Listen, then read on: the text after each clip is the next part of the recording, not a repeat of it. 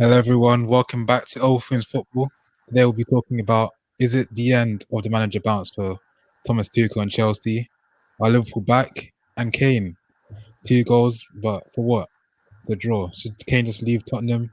There's no progression at Spurs.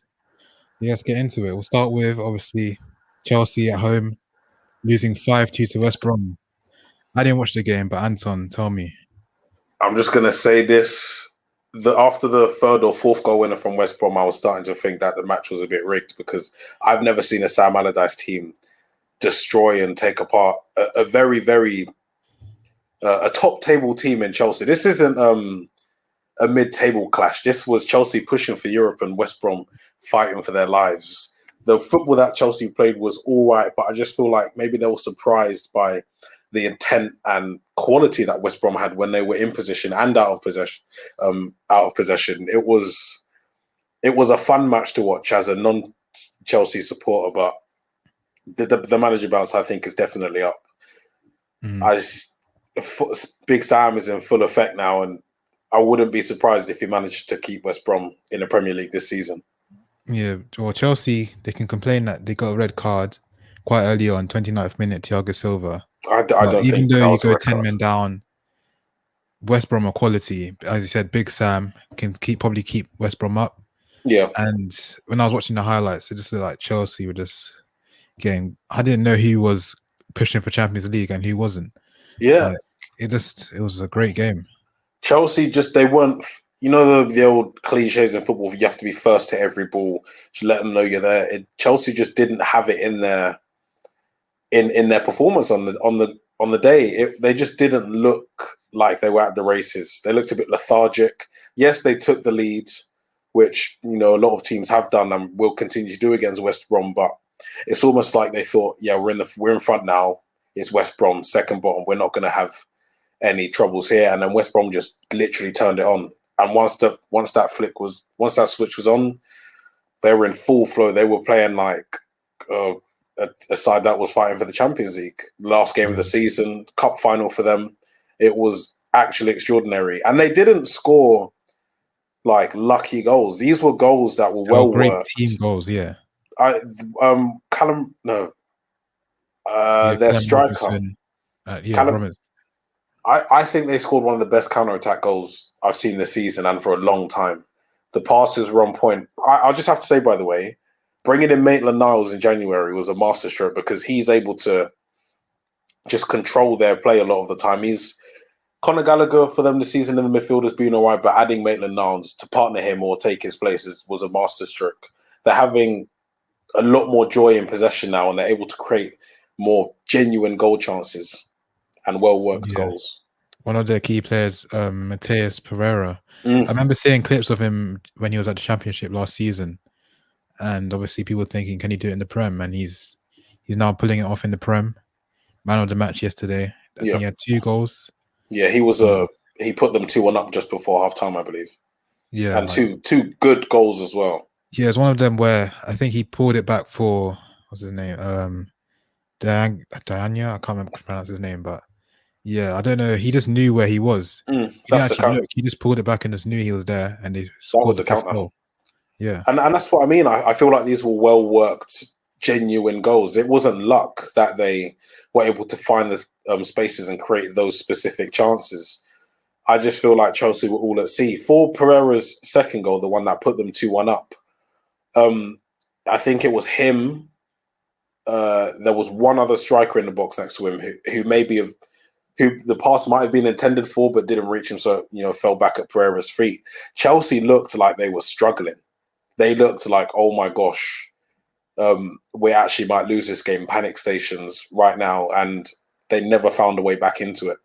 I will say though, Thiago Silva's red card was, I don't think, warranted. He went to block a shot, and obviously, when you throw your body at the ball, you cannot stop. You can't just. There's not a brick wall to stop you. So I'm not sure what the referee was doing there. It should have been overturned, but I believe because it's not a straight red, they can't overturn it through VAR. So it was very unlucky. But even with 11 men, I don't feel like they would have won that game. No, there was one of West Brom's goals was amazing. I think it was a cross from the right-hand side, and Callum Robinson, first-time volley, think it went top right. Like Mendy in the goal just couldn't do anything about it. It was just Yeah. too fast. Mm. Their patterns of play, their movement off the ball, everything was just perfect for West Brom on Saturday. Yeah, and about your Pereira comment, I was in the same position as you because obviously when teams come up or are about to come up from the Championship, you hear murmurs about, oh, this player's good, like this player's good to watch out for in Premier League. So I was also watching the YouTube clips, catching the odd West Brom game here or there on TV or whatever streaming I was using, but I was always under the impression that maybe he might have been a player that was too good for the Championship, but not quite on the Premier League level. And we've had a few of them before. Dwight Gale is one, as an example. And I don't feel like he's arrived just yet. But if his performance against Chelsea is something to go by on a consistent basis, you're looking at a player that could represent someone like Everton or a side pushing for Europe, for the Europa League, or a side like that, because he's a very tricky player. He's Brazilian. It's in his nature to be skillful and very technically gifted. Yeah, definitely. But what went wrong for Chelsea? I mean, Pulisic scored early on. Mason Mount got like a consolation goal when Timo Werner could have scored. But yeah, Chelsea, where did it go wrong? I just don't think the mentality was there. It's the first game back from the international break. A couple of the German boys will have been a part of the match where they lost to North Macedonia. Maybe their head wasn't right. And international break, I know the English players would have come back late. And I know a lot of the English players across the Premier League didn't start because, they would have just been playing a game. And the fact that West Brom are a team that don't have many international players, maybe this break gave them a chance to really go through stuff with Sam Allardyce, keep their match fitness up and keep them together as a group. Because you'll know, I'm not saying you've ever played international football. In a break, you go away, do other stuff. The first game back is always a little bit more difficult because you haven't seen your teammates for a while. You haven't been doing certain drills for a while. So maybe that was the case for Chelsea because they are a team of full internationals. That's the only thing that I can think of because they just really didn't look like they were ready for that match. But yeah, obviously that was the early kickoff on Saturday. And then it was over to Leicester, Man City. And obviously Man City just got the job done. It was just easy, just got the job done away from home, 2-0. Yeah. De Bruyne, world class. He scored Jesus and Mendy. Mendy, yeah. And yeah, it seemed just too easy for them. Every game that Man City play, in the back of my mind, I'm thinking this is the day where the opposition, gets their lucky break or just outplays them. But they're just so good, and I can confidently say I think they are the only team in the Premier League right now who you could see not losing for about 25 or 30 matches. Because the consistency they have and the depth that they have in every position is ridiculous. Leicester, yes, they're third, but they're just on a completely different level to them. There's not much else I can say. It's the same performance every week. They have their philosophy, the killing teams with the possession. I remember at one point, I can't remember what minute of the match it was, but for the previous 5 minutes of that match, they had 96% possession. And that's not luck. That's not, the other team's just terrible today. That's Manchester City through and through. They keep the ball, kill you. As soon as they see a little tiny gap, that ball gets played through and they're clean through and goal. I'm not surprised anymore. And I don't want to say it, but I think they might win the league. I think. Yeah, I think we can now hand it to them because, I mean, we can keep chasing, but I think they've got it. It's their season this year, unfortunately. Yeah. But yeah, there's not much we can really say about that game because it's just Man City. Yeah, it's just a walk in the park, I think. Yeah, and then Leeds beat Sheffield 2-1. I think Sheffield are relegated. They've been relegated for too long. Yeah. Just here, just playing games. It was unlucky. I will have to say that. I watched a bit of it. I saw Leeds play well. Jagielka's own goal. Those are the things that just go against you when you're at the bottom of the table. Yeah. It's unfortunate. I can't really comment on that game, to be honest. But game I can comment on is Liverpool beating Arsenal away from home 3-0. Now, Arsenal did nothing. Arsenal didn't do anything that game. I didn't actually watch that match, but I saw a lot of the post-match analysis from Neville and Carragher, I think. The general theme of their analysis was Arsenal were terrible. Does it look like Mikel Arteta's lost the dressing room? They just didn't look like they had any energy. What do you think? Well, I actually watched the whole game, and first half, Liverpool just dominating the ball. Didn't really have too many chances. And when Arsenal got the ball, they gave it away or didn't do anything with the ball. Then finally, in the second half, Diogo Jota came on and was the difference for Liverpool. He got 2 goals, and again, Arsenal did nothing. Just let Liverpool attack. Didn't do anything when they got the ball. And I don't know how can you expect to win games or get a result if you're just sitting back and not attacking the opposition? And that's what happened throughout the whole game. You talk about the manager bounce with Thomas Tuchel. Obviously, Arteta's been there a much longer time, and I feel like the manager bounce has worn off. I just don't feel like he's that good of a manager, if I'm totally honest with you. Yes, he was studying under Pep Guardiola, and he's brought aspects of that game into his Arsenal team, but I just don't feel like he has the quality in himself to bring through an Arsenal team that has been underperforming for so many years. And I don't know if underperforming is the word, because if you're consistently underperforming, is that just your level? Is mid-table their level now? Do you genuinely think, no banter, no bias? Arsenal is not a mid-table team, not with the quality of players they have. But the fact is, they didn't try to do anything on Saturday. They literally attempted nothing. And I mean, just tried to defend. But obviously, the defending, Gabriel made mistakes, led to goals, and they didn't do anything in attack. I didn't see Aubameyang do much. I think Odegaard was playing. I don't even know he was playing because I didn't see the attacking players get the ball. So it was a poor performance from Arsenal.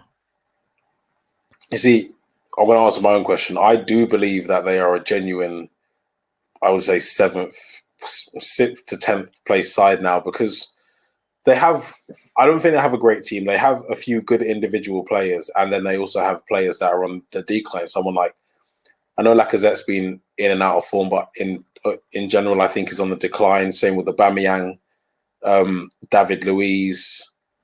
They have one player that is, I'm talking about Bukayo Saka. I'm not sure what he is in terms of his talent level. Yeah, he's very good. Might be Arsenal's best player, but he's not someone that can win them games on his own.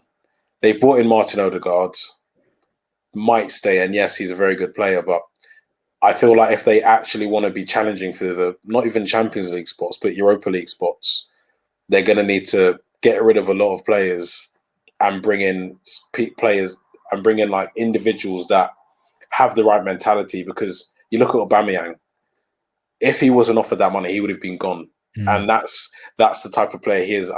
We will joke about that front flip against Norwich when he scored the equaliser, but that is genuinely Aubameyang. I don't think he has the quality, because he's been one of the best strikers in Europe for over the past 7 or 8 years, but I don't think his mentality is there or right to be playing in a team like Arsenal.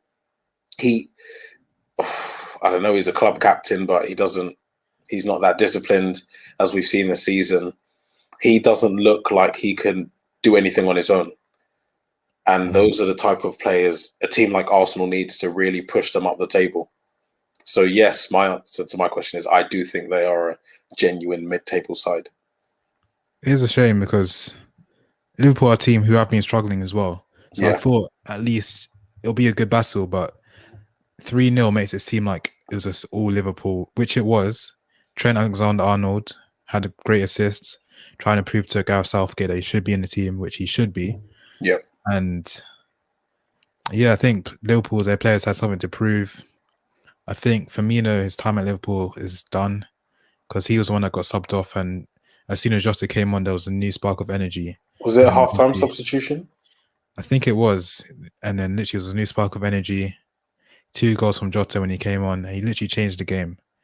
Yeah. And I think that's going to be their new front three. Salah, if he stays, Salah, Jota, and Mane, if he stays as well. Yeah. I mean, Liverpool this season haven't been good. They're progressing in the Champions League, and their fans think they can win it, which is good for them. But I don't think they'll go all the way. I think they're 11 points off us, and we're in second. They're not that far off the top four, but they haven't had any consistency this season, and I don't expect that to start now. Yes, Arsenal versus Liverpool traditionally is a massive game with, a lot, riding on it over the past few years, but it just doesn't have that same spark anymore. It just that pre-match build-up just isn't there anymore, and I think the 3-0 result is just testament to, yes, Liverpool haven't been good in neither of Arsenal, but the gap between the two sides in general is monstrous. Like, it's a massive gap. Liverpool should be up there with Manchester City, not us, but Manchester City, battling for the Premier League, and Arsenal might make it into Europe. So I think 3-0 might have been a result which people could have seen coming. Maybe potentially Arsenal focusing on Europa League because that's the only opportunity they have to potentially get, obviously, Champions League football. Yeah, there is a chance that we might play them in the final, which I would like, because it's nice to have an all-English final, isn't it? It shows how good the Premier League is, and it would be amazing for everyone involved, I think. That would be great. But yeah, on to Sunday. I watched this game, Southampton 3, Burnley 2. It's one of those games, like, you see it on, you might think, it's going to be a boring game. But actually, I watched it, and Burnley were 2-0 up. And Southampton came back and won 3-2. Danny Ings, one of the standout players. Redmond scored a volley. And Southampton, I mean, they're a team that should be pushing. I think they should be pushing for a European place. I think they can possibly do it.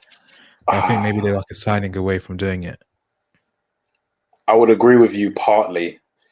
I think the only reason I disagree with that statement is because I know they lost 9-0 this season and last season, but they are too prone to just, when they lose, it's bad. Like, it's really, really bad the way they lose. Like, they don't have a consistency in terms of everyone's there all the time. Yes, every team has a couple of players who might not be there on the day or might have a bad game. And if you have 2 or 3 players that don't play well, the rest of the team can carry you. That you can do that. But when Southampton don't show up, they might have one player on the pitch that's playing decent, and the rest of them are genuinely playing. It looks like their Premier League is out of their depth. And it happens too often. And that's why I don't think they can be pushing for European places. Because imagine they got into Europe. If they were playing in another competition, which adds 14 games a season, they'll probably get relegated from the Premier League, or they just lose every game in Europe because they don't have that consistency and they don't have the depth in their team to play 2 to 3 matches in 7 or 8 days, So I don't know. They're a good team. They have a few good players, but they need to improve the whole squad, I think, if they're going to be pushing for European places. I mean, despite, obviously, the inconsistency, they have a good manager, Ralph Hasenhuttl, who's managed to keep his job despite the 2 9-0 losses in consecutive seasons. I don't know how that's possible, but he's still here. He still manages to get a result, obviously, from 2-0 down to win 3-2. It's still a massive result. And players like Danny Ings, potentially we heard like early in the season that he wanted to move to a Champions League or Champions League team. But if they lose Danny Ings, then don't replace him. Che Adams had a chance like in the last 10 minutes of the game. He was 1-on-1 and missed. I think if Danny Ings leaves, they need someone who can fill those boots. What, off the top of your head right now, who do you think could fill his boots? Because he's an awkward player. He's too good for Southampton, I think. But I don't think if he went to a side that was in the Champions League, he wouldn't be starting matches. No. He'd get on the bench. He'd be like a Javier Hernandez type player. He'd start the odd few in the cup, maybe against Wolfsburg in the Champions League or something like that. But he wouldn't be starting matches. So I feel like if he wanted European football, he'd have to get Southampton in Europe. Yeah, that's fair enough. But on to the next game, Newcastle 2, Tottenham 2. I think we just need to go straight to Harry Kane. He needs to get 2, out. he scored a brace, Yeah. but he needs to leave. It's not good enough. He can score all the goals he wants, but if he has nothing, no awards, what's the point? Yeah. And it's not just Harry Kane. You've got a few players there. Heung-min Son, I think, is another one. Even Tongi and Dombele, I think, is one because he has a bright future ahead of him. They're not going to win anything.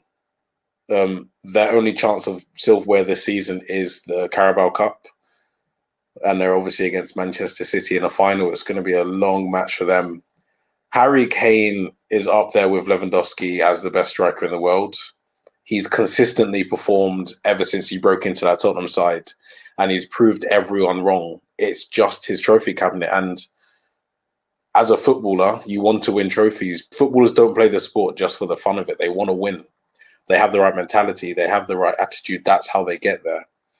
And if he's very serious and very unbiased, he isn't pleasing the media, he isn't pleasing Tottenham fans. I think if you sat him down and asked him, would you want to leave Tottenham?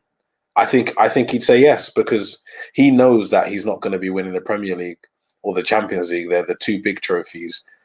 He needs to go to a Real Madrid or even a PSG, like just somewhere where he can win something.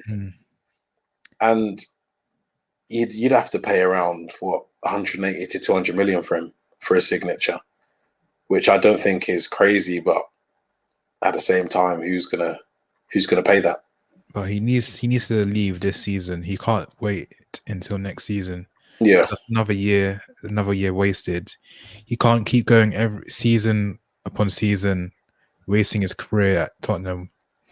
Scoring goals, don't get me wrong, obviously he's one of the best strikers in Europe. He's scoring goals week in, week out, but for no use.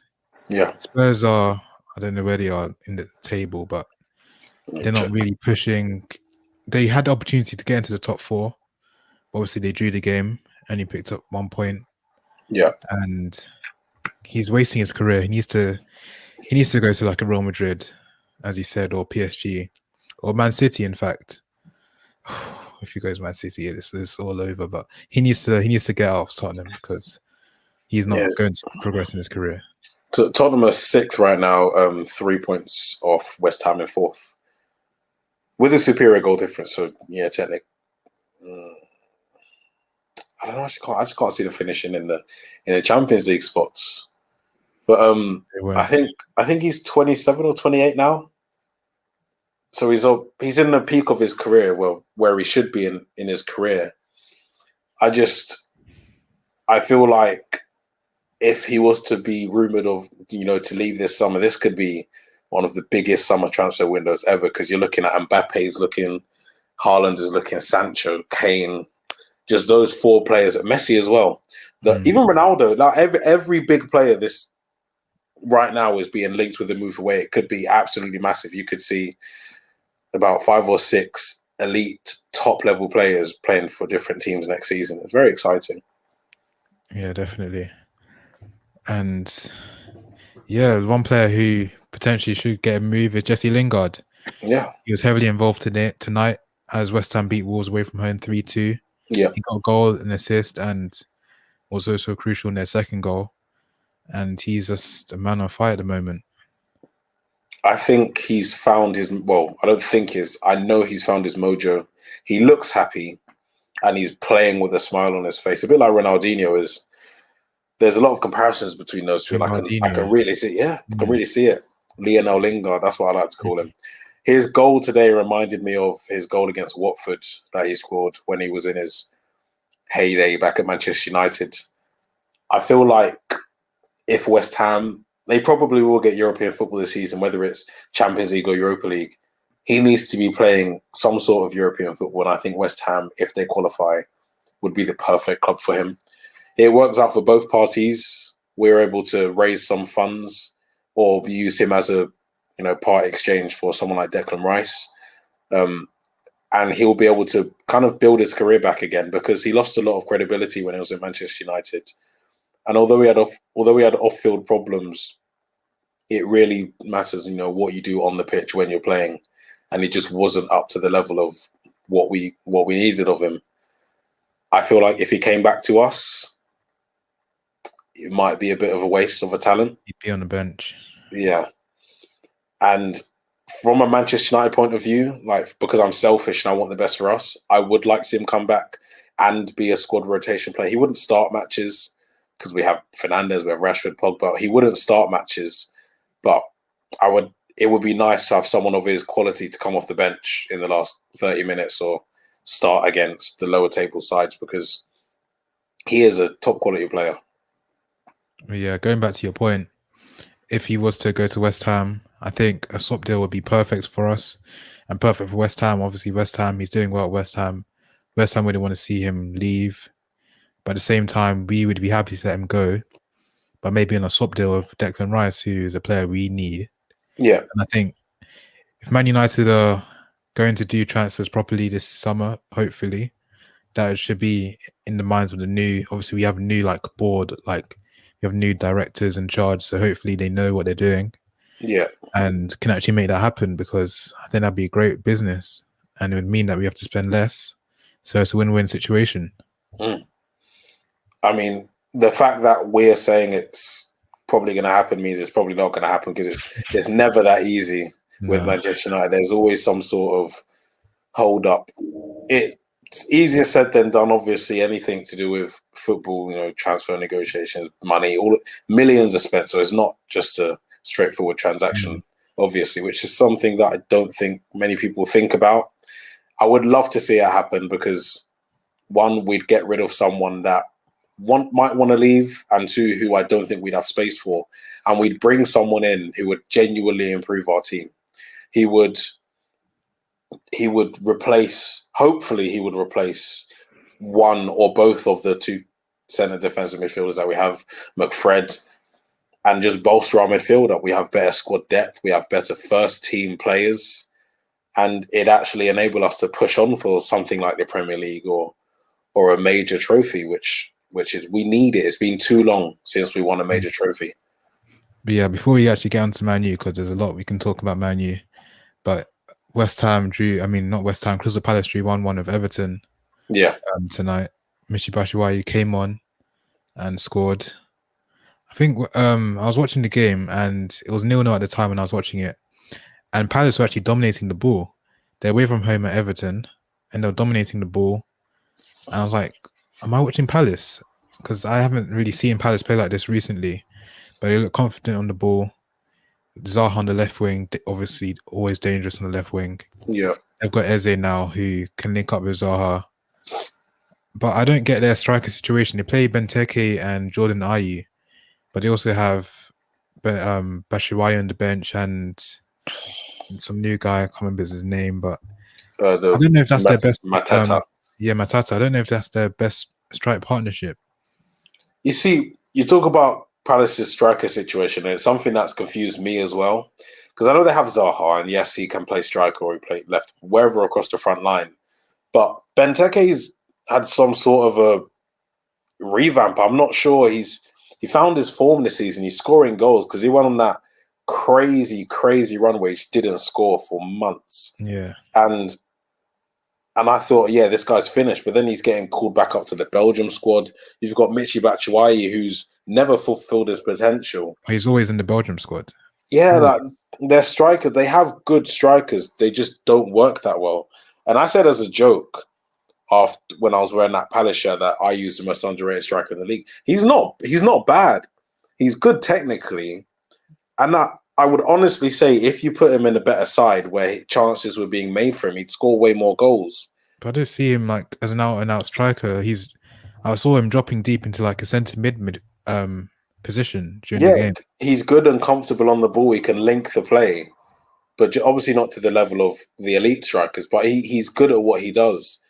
But Palace is just weird, because they have good players.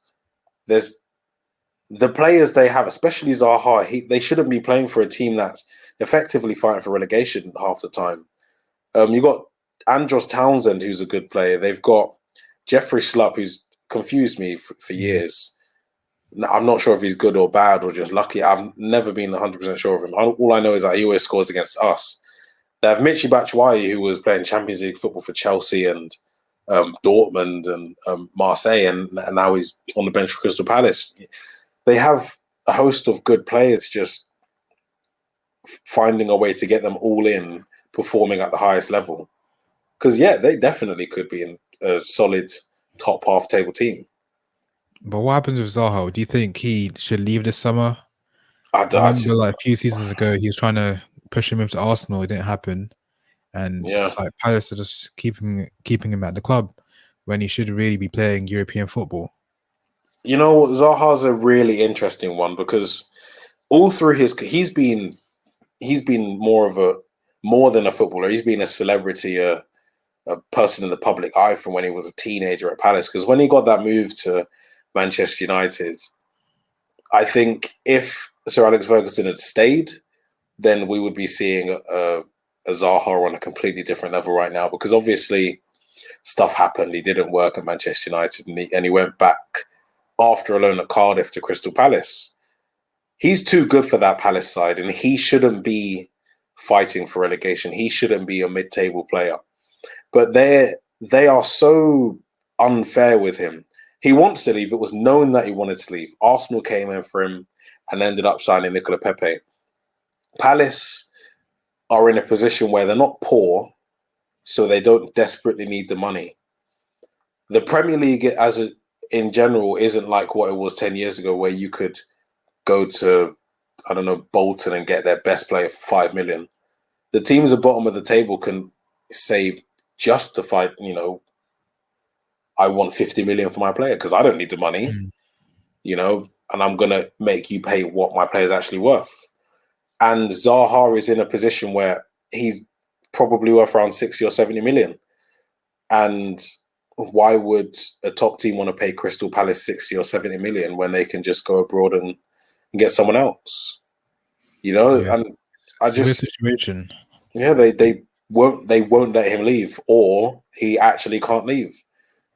And I think, again, as I said about Harry Kane, if you sat him down in a quiet room, interviewed him off the record, he'd be begging for the exit.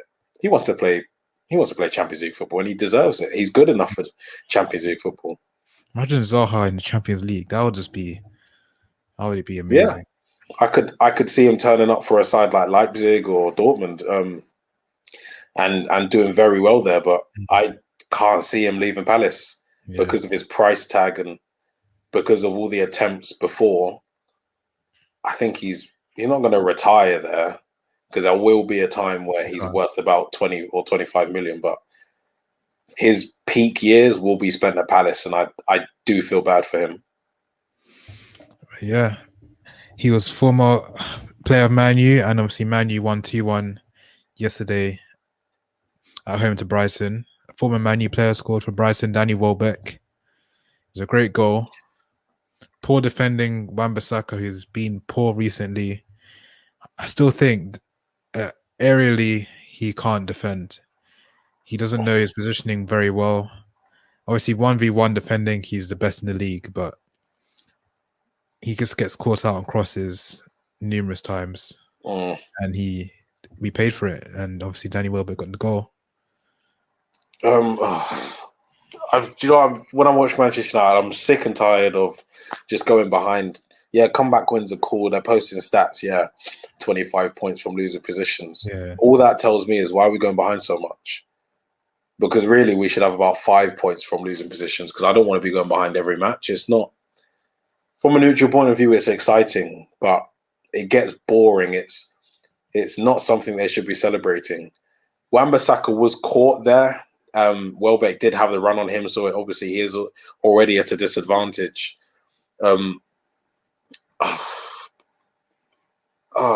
It just annoys me. That match really annoyed me, because obviously we're much better than Brighton. Brighton are a good footballing side. They have Potter as a manager who's well known now as a good Premier League manager, but we shouldn't be going behind.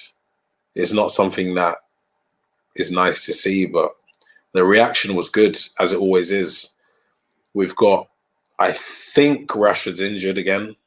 Yeah, he's playing. He's playing with numerous injuries. Yeah, and it's annoying. Yeah, he got us the equaliser. Great finish and great play from Bruno Fernandes, but is it worth it? Just playing him every match, risking him every match. Diallo's on the bench, just on. As I said, it's Brighton. We're Manchester United. I don't think we needed Rashford to win that game. We just needed better defensive discipline, better quality in the defense, and just a better team performance. Because again, it was Bruno Fernandes. He got the assist and he got the pass for Pogba. He's always involved. He's always, without Bruno, where would we be? Because he's always there, and obviously got the assist. It was a great assist. But apart from that, it's not like we created many clear-cut chances. Yeah. That chance came through a mistake from Brighton. We capitalized on it and scored. Yeah. And then the second goal, okay, it was well worked from Bruno. Fair enough. It was a great pass. Yeah. Great pass from Luke Shaw as well. Yeah, it was Luke Shaw. He started the move. Yeah. But apart from that, not many clear-cut chances were created. Brighton sat back defensively, and we struggled to break them down again. We had Paul Pogba, Bruno Fernandes on the pitch. Donny van de Beek even came on. But we're still struggling to break down teams. Watching the first half was so boring. It's one of those games again this season where I just find it so hard to watch.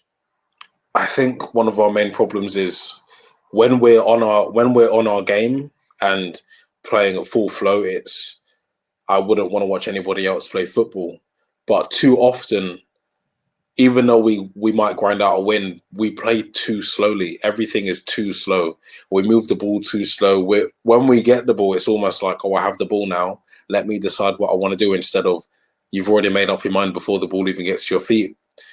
And when there's 5 or 6 players on the team all doing that at the same time, it's just the game is lethargic. We can't put the ball through. We can't create those opportunities because we've missed that half a second time slot where the ball goes through. We've missed all of the chances. It was nice to see Greenwood go up top because Cavani just didn't really look like he was there. Yeah, he had no service. Yeah, it was. And I'm going to bring you back to that point in a couple of minutes. But when Greenwood's up there, he's been playing very well, by the way. It almost like we had a little bit of life in our legs because there's more movement. And I feel like maybe he's more trusted. Maybe I want the ball to get to Greenwood more than I wanted to get to Cavani, because as soon as he went up front and Van der Beek went on the right, I believe, everything just seemed to work. And it just seemed to be a little bit faster. And that's how we got the goal. Shaw played Bruno through because he was able to make the run past where he would have been earlier in the match. He was collected the ball just on the edge, and he had composure. He cut the ball back and waited for that Pogba run. I'm not sure if that was a shot or a pass from Pogba, but whatever it was, yeah, shot. I'm gonna because I'm wearing a Pogba shirt. That was definitely a pass, world class vision. And whatever it was, it got to Bruno. I mean, it got to Greenwood, and because he was in the box moving, he had the space. It was the movement which led to the goal. It wasn't just him. Movement that Cavani has previously done. Yeah, he's definitely learning. And he said in his post-match interview that he's learning to score headers, add a new dimension, as Ollie said, to his game. And it's good to see. Yeah. And he wasn't the only person in the box. There's been too many times this season with Manchester United where we're looking to cross it in and there might be one person in the box and everybody else is jogging. But we had Pogba in the box, we had Van der Beek in the box, and we had Mason Greenwood in the box. And it's just refreshing because all that tells me as a watcher is we're more attacking now. We're looking to get the goal. We're not looking to just pass it around and hopefully get a goal. We're pushing for one now.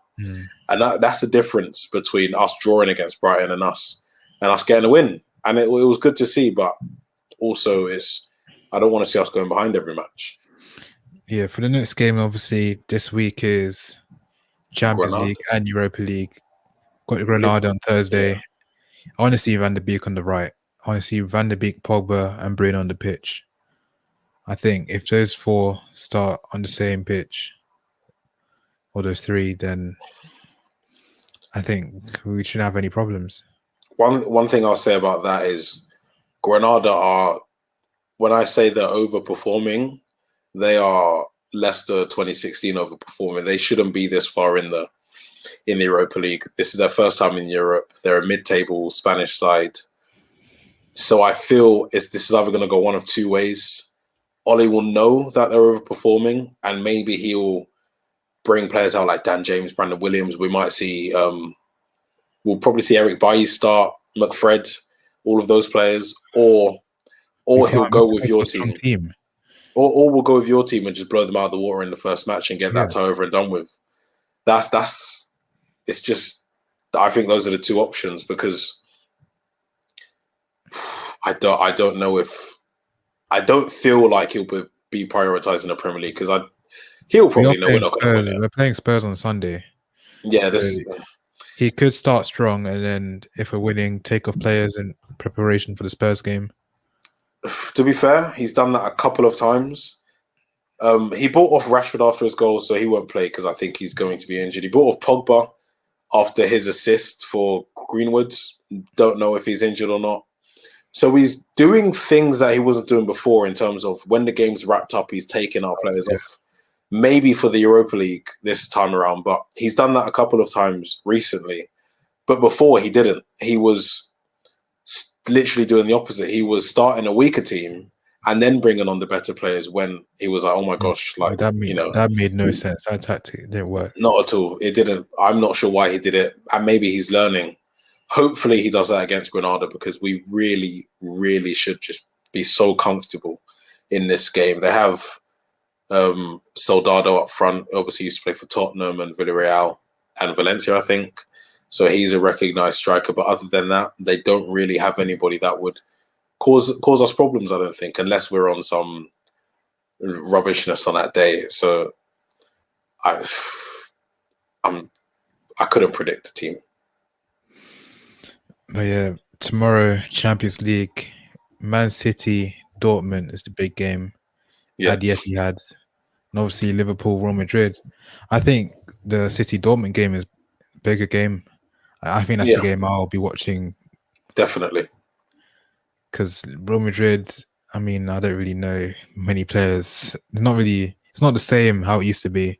And obviously Liverpool, I think Liverpool should win. But at the same time, Real Madrid can turn up in the Champions League. So it's Real Madrid's competition. Yeah, it is their competition. But as for Man City Dortmund, that is as 50-50. I can't say, obviously Man City are doing so well in the Prem, but I can't just say, oh, they're going to win, because Dortmund with Haaland and the rest of their team is good. Dortmund, I need to just double check if Sancho is still injured, because if he's still injured. Just a massive loss for Dortmund. But they have players like Gio Reyna, they have Royce. Rainier. The team, they have a lot of high quality players. Bellingham. Yeah, the team. It's due to be a very, very good match. Man City's high line with Haaland and their wingers could be exploited. Yeah, all I can say is Dortmund are weak defensively. Yeah, defensively they're not. They have a good midfield and a good attack, but their defense is so easily penetrable, and I feel like City they definitely will turn up, because they are consistency kings, and it'll be a tough match for Dortmund. But I'll say something about the Liverpool-Madrid thing. This rivalry that Liverpool fans are trying to create with Real Madrid just isn't there. It's not the same match it would have been 10 years ago, 15 years ago. But I do feel like Real Madrid will find a way to get through. It's Real Madrid. It's their competition. Benzema's on form. Ramos is going to miss the match, but they have other players in their team who are just better than the players that Liverpool have. Their midfield of Casemiro, Modric, and either Valverde or Toni Kroos is still up there with one of the best in Europe. They have top quality defenders. Only problem I can see them having is Vinicius Jr. I don't think he's that good. Hazard is either unfit or just injured, or it's gonna be an interesting match. Yeah, on Wednesday, big game, repeat of the final from last year, PSG Bayern. And then we have Porto, Chelsea. I think PSG, Ne- Bayern. I think Bayern are going to win. Neymar's back though. I still think PSG is too strong. They're too strong. And then FC Porto, Chelsea. I can't write off Porto because they knocked out Juve. Obviously, Chelsea just lost 5-2. So anything can happen with that game. Yep. I feel like, especially with the FC Porto Chelsea game, you've got two teams who were maybe not where they should be in terms of. I would have expected Juventus to, be in there instead of Porto, and Chelsea. I feel like they're maybe, I don't know, they're not in the best of form right now, and they might have a reaction in that game. But I could genuinely see FC Porto knocking them out over the two legs, and I wouldn't be surprised to see it happen. Obviously, I think I can't remember which side of the tree they're on, but if Liverpool were to, I think it's Liverpool, Liverpool and Chelsea on the same Chelsea. side. Yeah, so I guess whoever gets Porto or Chelsea in the semi-final is guaranteed a spot in the final. If I'm just being honest. But yeah, it's a good week of football this week. I think we should. Thursday, Arsenal have Slavia Prague in Europa League. That's the other English team left in the competition. Yeah. So yeah, it's a big week. And yeah, thank you everyone for watching. We should be back on Thursday for the European roundup, and obviously on the weekend we'll be back for Man U, Spurs, and the rest of the Premier League action. Yeah. Please do like, share, and subscribe. And yeah, Man City, congratulations, you've won the league. We'll be back next season. Goodbye.